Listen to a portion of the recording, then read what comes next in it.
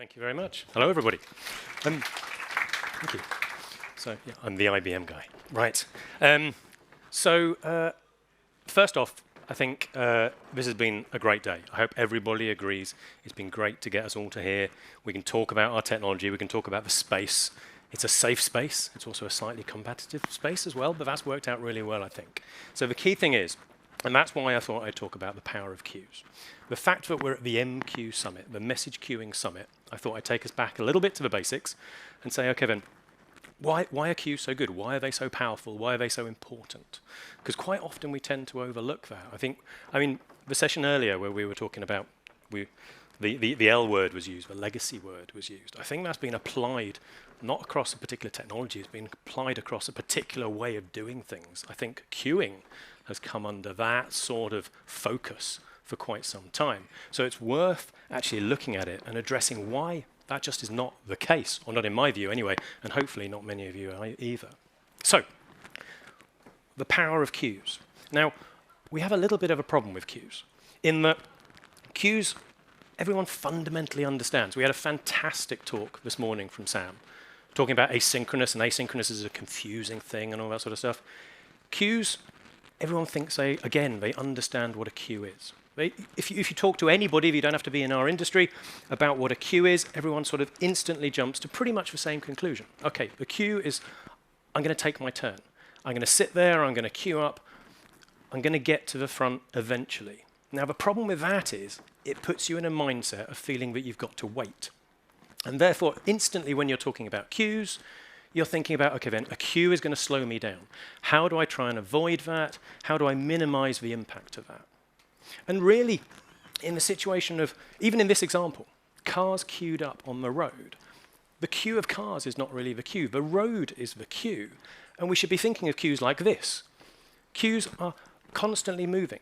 You know, things are flying through queues as quickly as possible, as quickly as they can be processed. I think Sam mentioned it this morning about, you know, he took issue with the definition of a queue, which is you do something and then you wait a bit and then you do something else. You don't do that. Things fly through a queue as soon as they are there, if they can be processed. However, the queue gives you that reassurance that if you can't process it quite as quickly as you'd like, it'll keep you safe. It will allow you to buffer that level of asynchronicity, to use that word, into your system without falling all over the floor. And you don't want that to happen. So the power of a queue is to allow you to build systems like this and occasionally handle situations like that. And we often sort of forget that because the queue, everyone thinks they know what that means. They think the queue means I'm going to be waiting. No one looks forward to a queue. Now, we know this is a fact because there are many systems powered by queues out there today. And if queues were that problem piece, we wouldn't have those systems. Now, I can call on my own experiences from an IBM MQ point of view. I don't think I need to introduce the technology. But this applies to many other systems. There are so many systems out there where queuing is fundamental to their success. I can have conversations with just about anybody, and they will tell me how queuing is critical to making their solutions work.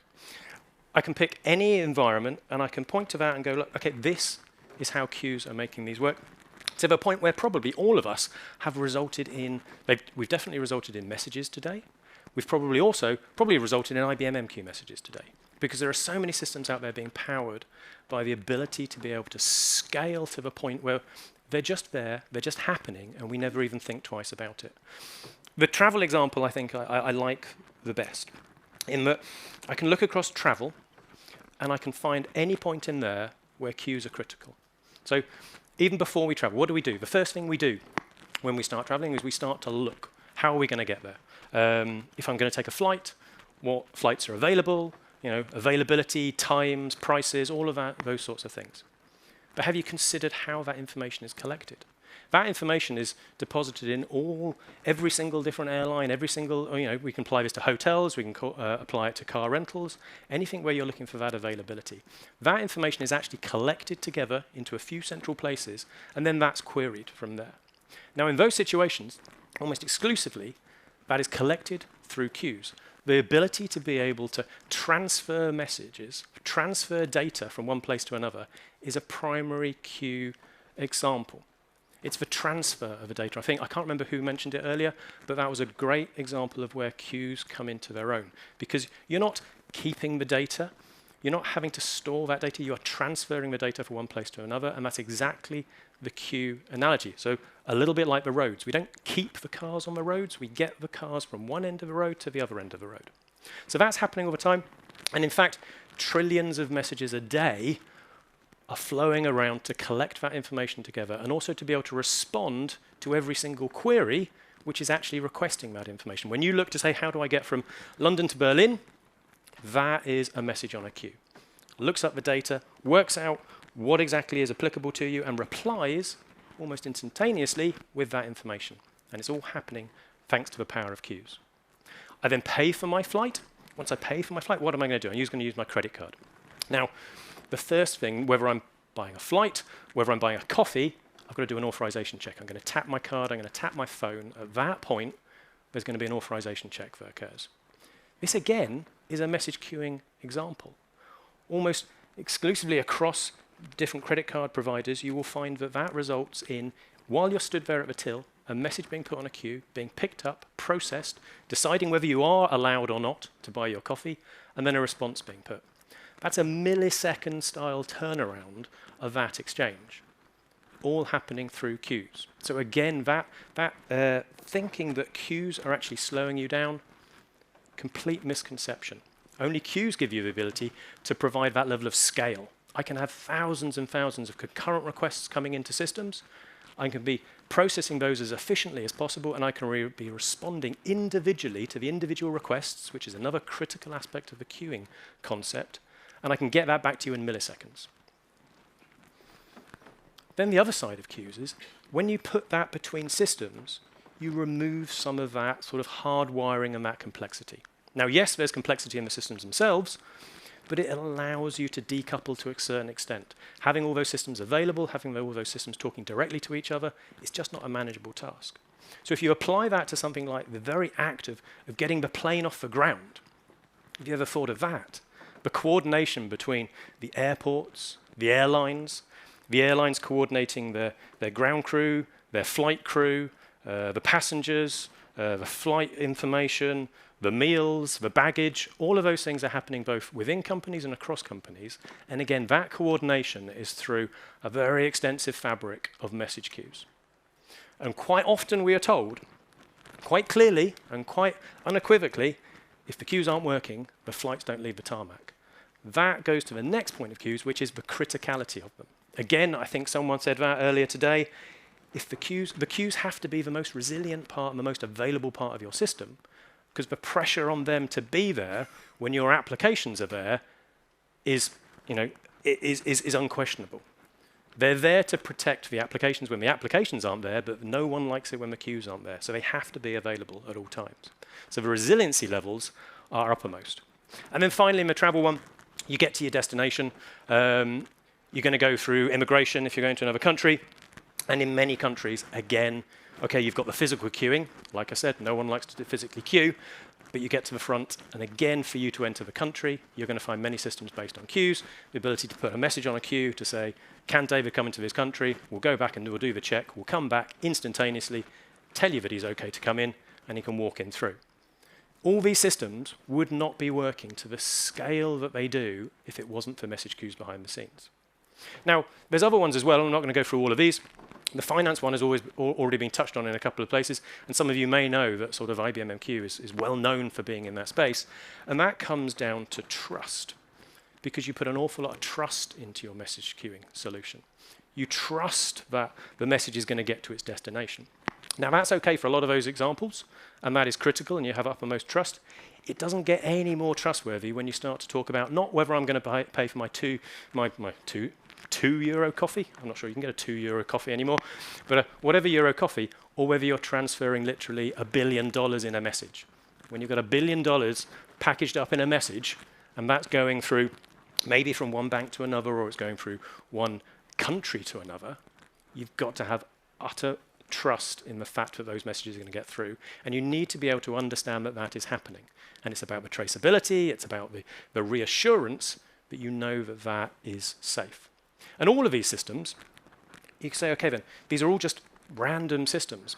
But the key thing that this is doing is communication at scale. All of those examples is really communicating. We tend to forget or overlook the use case of what we're trying to achieve. We tend to focus on the asynchronous nature of it. We tend to focus on the fact that we've got messages, but we don't necessarily always look at what we're trying to achieve with those messages. And that's the most important thing, I think, of where to start. You know, we've talked a lot about different technologies, mainly in the message queuing space, and most of those are really aligned to that communication, I would argue. It's about integrating different applications, applications that would like to talk to each other directly. That would be much simpler in real life. Back to the analogy of picking up a phone and talking to people, but you can't always do that. So instead, you put your message brokers in between, and once you've got a message broker in between, you've got the possibility of ambiguity. Are you going to be able to communicate to the other end? Is it going to get through to the other end? And that's where the message brokers come in, because they allow for that communication, that trusted communication, but importantly, at scale. Now, we are a few minutes away from the end of the day. And we've had a day totally dedicated to message queues, Message Queue Summit. So, you know, surely he's not going to describe what a queue is at this point.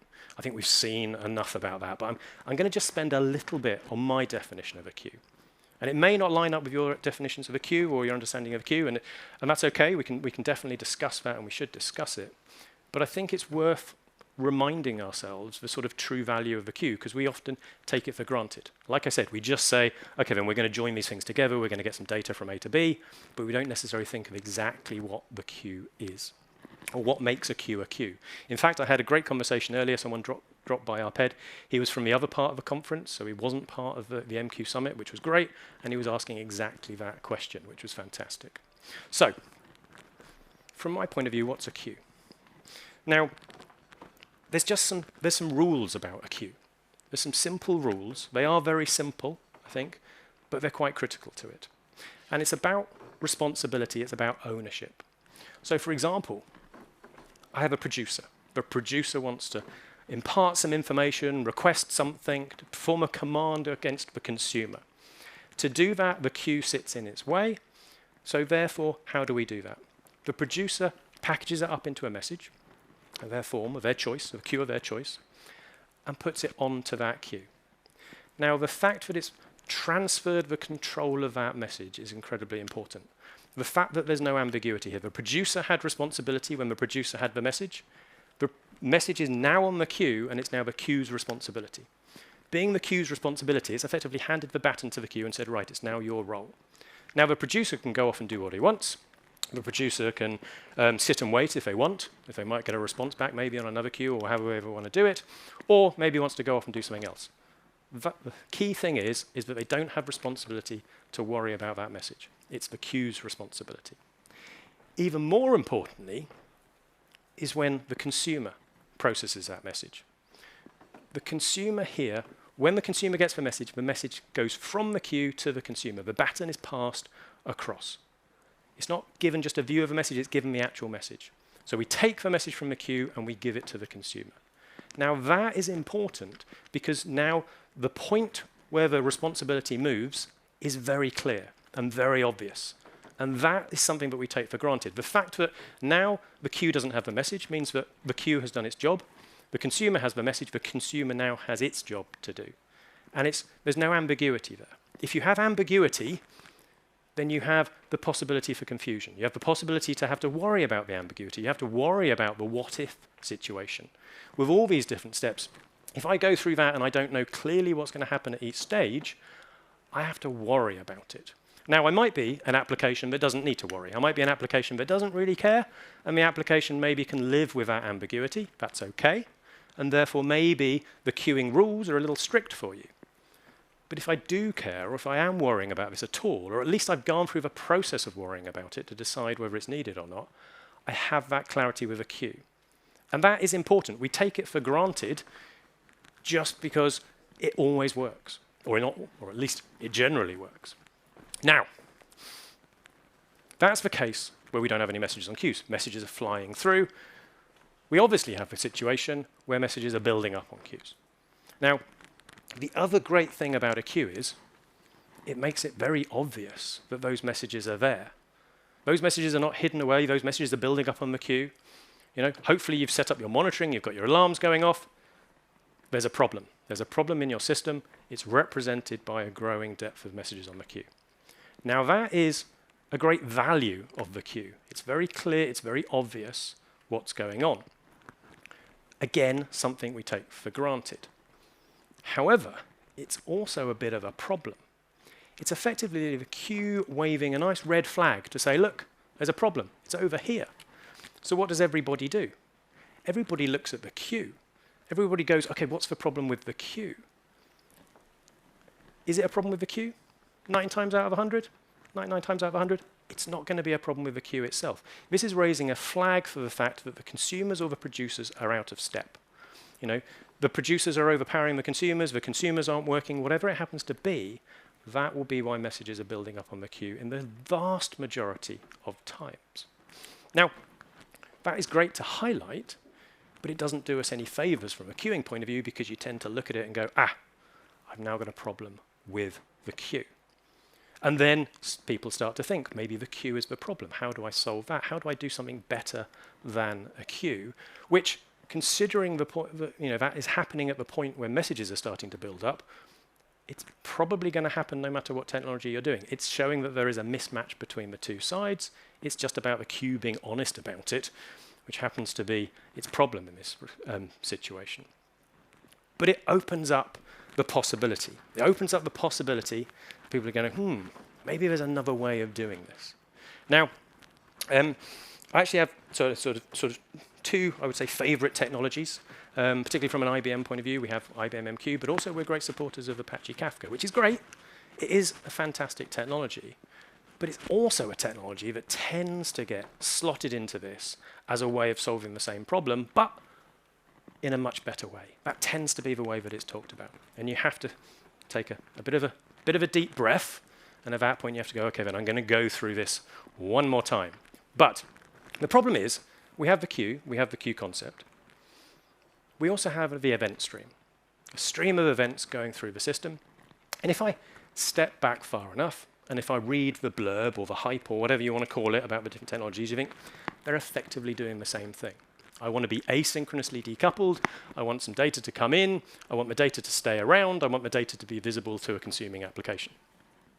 Simple as that. They both do it. One of them possibly promises more than the other one when it comes to scalability or resiliency or whatever, which we try and move off to a separate conversation because I think we've already proven that we can be scalable and resilient no matter what the technology is. At which point we start to look at what the event stream does. And that where I think the differentiation between the queue and what is important about the queue sort of starts to come in. Because the queue was nice and clear and simple. The responsibility moves from a producer to the queue. It's now the queue's responsibility. Gets to the front. Message goes to the consumer. It's now the consumer's responsibility. The message is gone. It's not there anymore. Quite often pointed to as a negative aspect of the queue, but actually it's a very clear, nice, concise aspect of the queue. The event stream, on the other hand, what do I get?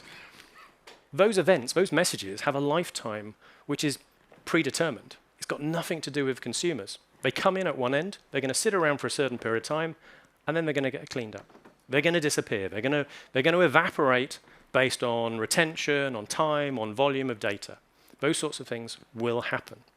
So you've got nothing to do with the consumer. If I do bring in a consumer, what does the consumer do? The consumer doesn't consume, the consumer sees the message. The consumer gets a view of the message. Okay, it can log the fact that it's seen the message. It can remember that within a certain consumer group, perhaps. But it's not actually taking the message off, which means the message is still there. The message is still there for two reasons. One is for another set of consumers to see it. Maybe that's a good scenario, and it's a good scenario if we're doing sort of, I want different people to be processing this data. That makes total sense. But it's not so good if it's the original consumers.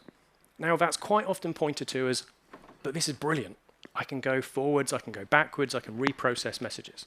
And there are some scenarios where I might want to reprocess data, but in a communication scenario where really I'm communicating, where I want to sort of get that nice, clear transfer of responsibility from me to you, Do I really want it to be going backwards and forwards? Do I really want that accidental ability to be able to see these things again? That starts to bring in complexity.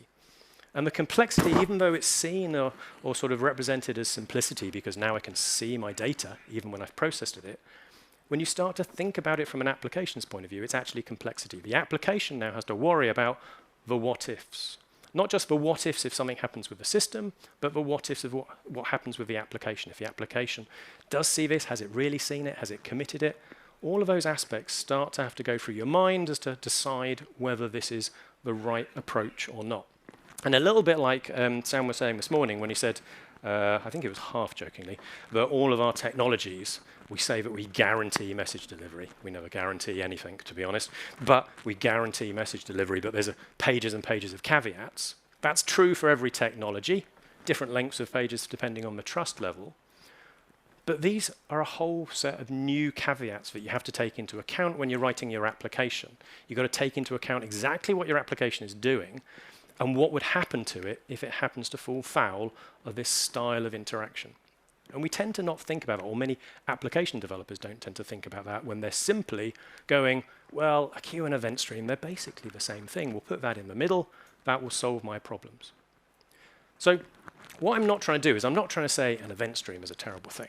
Definitely not. I think it is an excellent concept for certain use cases. So really, if I'm doing, let's call it real-time data processing, if I've got a stream of data going through, that data is constantly updating, and I want to be processing it as it's happening. I think technology like Kafka have introduced us to a way to be able to do that in a really efficient, really nice way.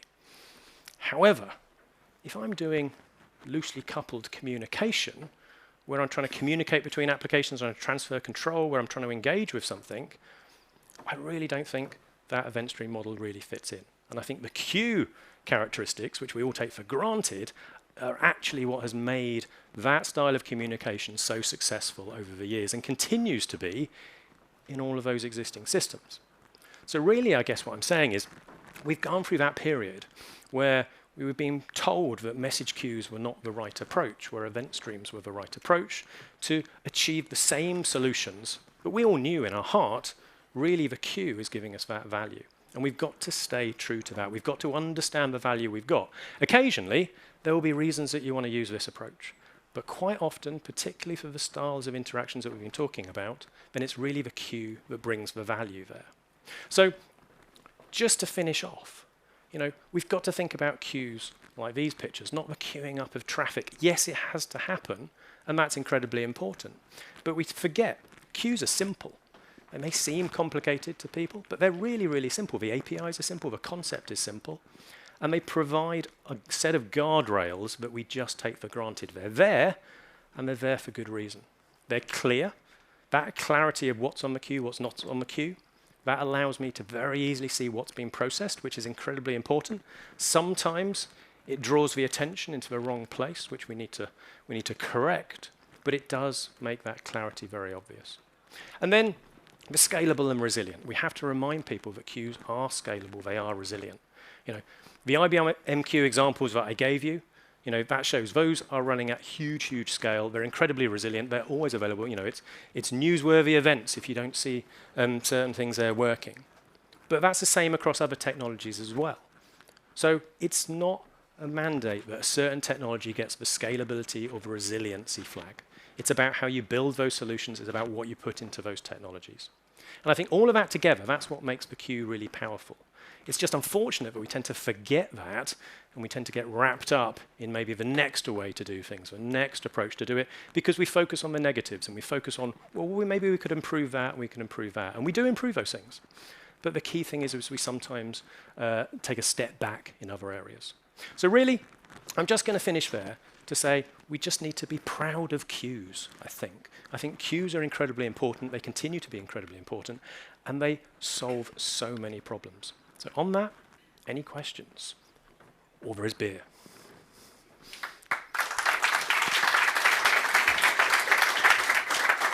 Thank you very much. Great talk, David. Any questions? It was for beer, wasn't it?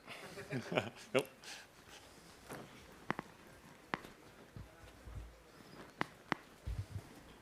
What do you think we should do to spread the gospel of queues? I mean, a conference like this, that's a good start. I think it's really good to have this. The fact that it is the MQ Summit is great. I was so pleased when this summit came along, and it was named the MQ Summit. I think that's a really good thing. I mean, we can be a broad church. We can open our arms to asynchronous things. That's fine, and different approaches. But we just need to be proud about the queue, and we need to push back. I've spent a lot of time within my role trying to educate and trying to give a viewpoint. And sometimes I'm successful. Sometimes I'm unsuccessful. Sometimes it's a reasonable discussion. Sometimes it's a predetermined outcome, and you're going to go one way or the other. And I think that's okay. I think we just need to make sure that we not fight our ground, but we basically we put the truth out there. We make sure that people understand that there is benefit to these things. It's not just the next thing is going to be better. The next thing is going to be better.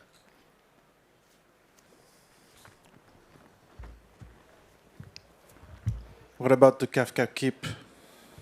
The Kafka KIP. Okay. You know the one I'm talking about? I know. Queues for Kafka. I know it very well. I wrote an article on that. My view on that. I don't know if anyone's read that. I think it's a nice feature. I think it's a nice feature to solve a problem that some of us have been pointing to Kafka for a long time, which is the lack of dynamic scalability on consumers. You know, that is a problem. That's always been a problem with Kafka, and it helps to a certain extent with that.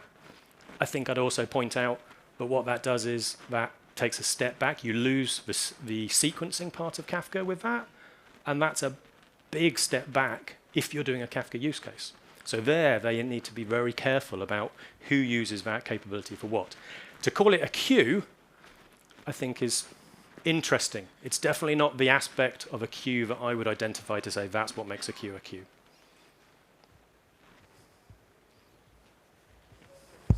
Does it have to do with the lack of ability to acknowledge every single message individually? No. I think it comes back to that life cycle of each individual. Yes, I can acknowledge them, but I'm acknowledging them back to my consumer group. And all I'm doing, I mean, okay, it will evolve, but at the moment it just sort of blocks them so that they're effectively lost messages, which is not a good thing. Some of us don't. That doesn't sit easy. And then that gets us into other conversations. It's like, yes, I can do exactly once with Kafka, but can I? Am I really doing exactly once if I can have multiple consumer groups? Am I doing exactly once if my messages drop off the end and they don't get consumed at all? All of these things, a little bit like Sam said this morning, there needs to be an awful lot of caveats around it. One thing I did disagree with Sam on, which was he talked about pages and pages of caveats about don't believe the guaranteed delivery part. You've got to read through all of that. And then later on he said, oh, there's lots of different ways of doing asynchronous. Most people don't need to care about it. I think if you need to care about those T's and C's about when you do and don't get your messages back, you have to care about the technology at that point. So I think it all gets wrapped up into you've either got to really understand your stuff and read between the lines, or maybe you've got to listen to some of us who have been in this and been through a lot of this in a lot of different ways, and you think actually there is something to this. The queue is there for a good reason. The event stream is there for a different good reason.